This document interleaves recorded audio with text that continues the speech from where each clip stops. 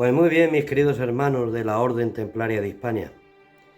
Estamos aquí de nuevo con todos vosotros, pues precisamente para narraros lo que fue el comienzo del fin de la Orden Templaria en Tierra Santa. Fueron los tristes comienzos de la desaparición de la Orden en Tierra Santa, batalla tras batalla que se fueron perdiendo. Estuvieron bastantes monarcas de Europa precisamente en esas cruzadas, contando con la Orden Templaria. Pero claro, si no tenían claro qué es lo que querían hacer con respecto a Jerusalén y a Tierra Santa, pues derivó en derrotas. Y no fueron una, fueron varias derrotas. Entonces, lo que vamos a narrar aquí es el declive de la Orden Templaria en Tierra Santa. Posteriormente, tras abandonar Tierra Santa y trasladarse a Chipre, pues ya empezaron a venir otra serie de problemas para la Orden, que ya de ahí pues tuvo que pasar a Francia. Pero eso lo contaré en otro episodio. Espero que esto sea de vuestro agrado y que estéis siguiendo todos estos vídeos y aprendiendo. Por supuesto, me gustaría que hicierais preguntas, sugerencias o alguna aclaración que veáis que debamos decir y se nos haya pasado. Que lógicamente, como somos humanos, pues podemos tener un pequeño lapsus y se nos han ido los santos al cielo. Por eso, sin más preámbulos, os voy a dejar con el texto en sí. El principio del fin. Pero las derrotas ante Saladino, sultán de Egipto, los hicieron retroceder.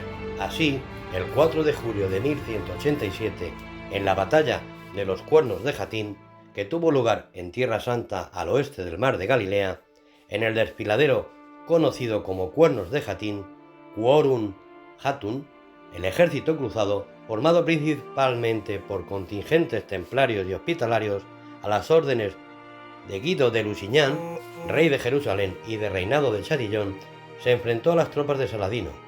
Este les infligió una gran derrota, en la que el gran maestre de los templarios, Gerard de Ridefort, cayó prisionero y perecieron muchos templarios y hospitalarios. Saladino tomó posesión de Jerusalén y terminó con el reino que había fundado Godofredo de Bouillon. Sin embargo, la presión de la Tercera Cruzada y las gestiones de Ricardo I, Corazón de León, lograron un acuerdo con Saladino para convertir Jerusalén en una especie de ciudad libre para el peregrinaje. Después del desastre de los Cuernos de Jatín, las cosas empeoraron y en 1244 Jerusalén, que había sido recuperada 16 años antes por el emperador Federico II por medio de pactos con el sultán Al-Kamil, cayó definitivamente.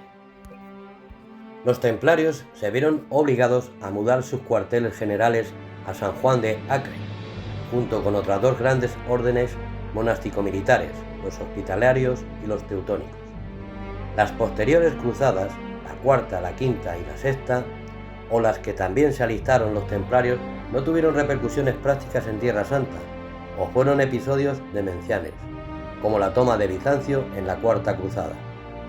En 1248, Luis IX de Francia, después conocido como San Luis, decide convocar y liderar la Séptima Cruzada, pero su objetivo ya no es Tierra Santa, sino Egipto.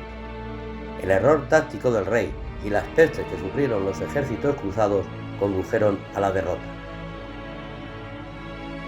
y a un desastre posterior en el que el propio Luis IX cayó prisionero. Fueron los templarios, tenidos en alta estima por sus enemigos, quienes negociaron la paz y prestaron al monarca la fabulosa suma que componía el rescate a pagar por su persona. En 1291 se produjo la caída de Acre, con los últimos templarios luchando junto a su maestre Guillermo de Bouillon. Constituyó el fin de la presencia cruzada en Tierra Santa.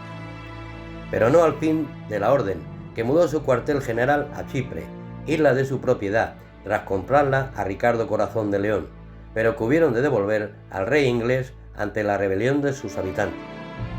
La convivencia de templarios y soberanos en Chipre, de la familia Lusignan, fue incómoda hasta tal punto que la orden participó en la revuelta palaciega que destronó a Enrique II de Chipre para entronizar a su hermano Amalarico, que esto permitió a la orden sobrevivir en la isla hasta varios años después de su disolución en el resto de la cristiandad, 1310.